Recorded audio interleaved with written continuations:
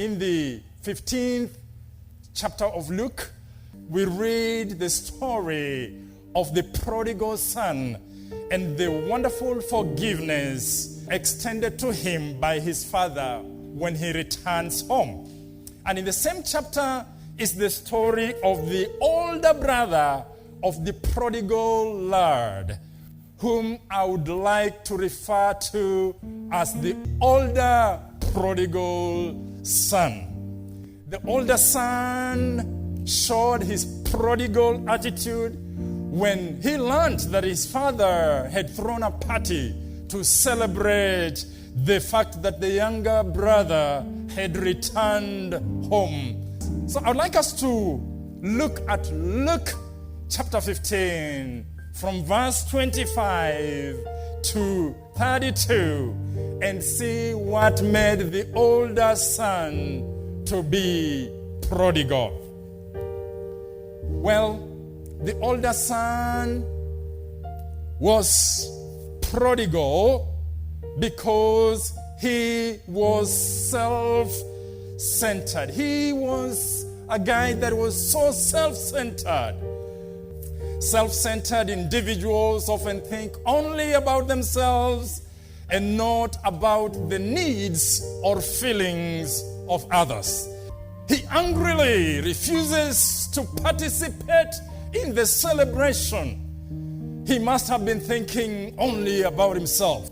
He just thought about no one but himself. Look at verse 28 of Luke chapter 15. This is what it says. The older brother became angry and refused to go in. So his father went out and pleaded with him.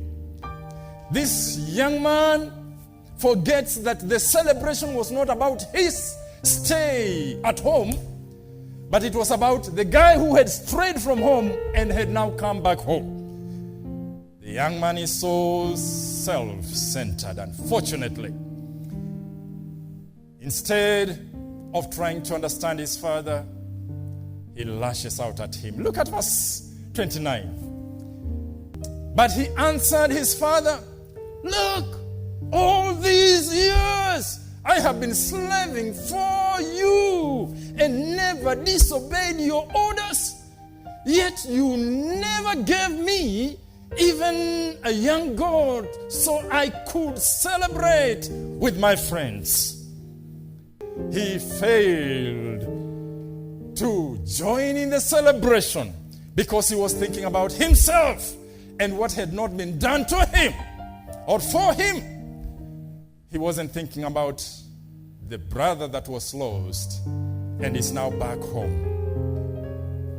Friends, I put it to us that we should never be self-centered individuals who fail to rejoice over the blessings of others.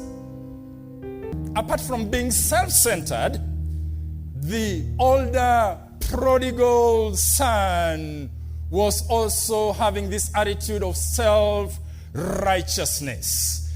Well, self-righteousness has to do with behaving as if what you say or do is always right and other people are wrong.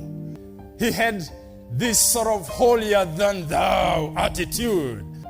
And in verse 29, he answers his father and says, "Look, all these years I have been slaving for you and never disobeyed you.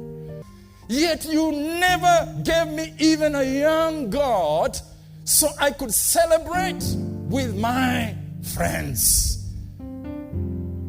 The older prodigal son has this sanctimonious attitude of considering himself righteous compared to his younger brother, considering himself loyal, considering himself as the good son who had just done everything right in comparison to his wayward brother. I have reason to believe that this older prodigal son was not fully truthful when he said he had slaved for his father and never disobeyed his orders. His self-righteous attitude continues in verse 30 when he says, "But when this son of yours who has squandered your property with prostitute comes home, you kill the fattened calf for him?" You know, we all fall short of the glory of God. And the only person who can make us righteous is Christ. And friends, we need to guard against self-righteousness and feeling like, I am more of this. I have this spiritual gift. I attend church more. I even serve in this and that department. And this other person who just came the other day, who doesn't seem to be serving even actively in the church, seem to be blessed.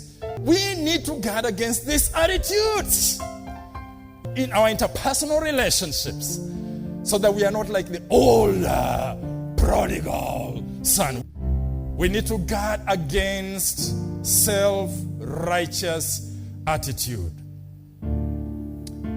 Dear ones, apart from the older prodigal son being self-centered and being self-righteous, there is something else that made him prodigal. And that is the fact that he was self-conceited.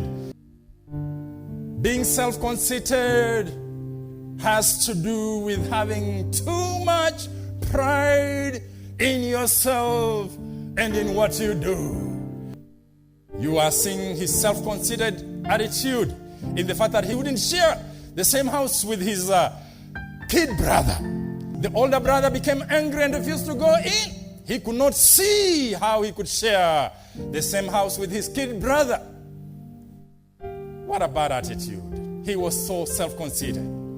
His self-conceited attitude is also evident in the fact that, he exaggerates things. Look at verse 29 again.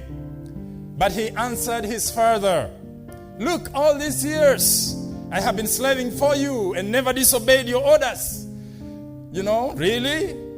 Is that really 100% true? I think there's a bit of exaggeration there. Yet you never gave me even a young goat so I could celebrate with my friends. Really? He begrudges his father's kindness to the younger brother as if the father had never been kind to him at all. But the reality is that his father had fed him over the years. He had enjoyed good meals at his father's table many times. He's so self-conceited. And his self-conceited attitude also screams out, when he does not refer to his younger sibling as a brother. Look at the way he refers to him in verse 30. "But when this son of yours," so rude, "who has squandered your property with prostitutes comes home, you kill the fattened calf for him."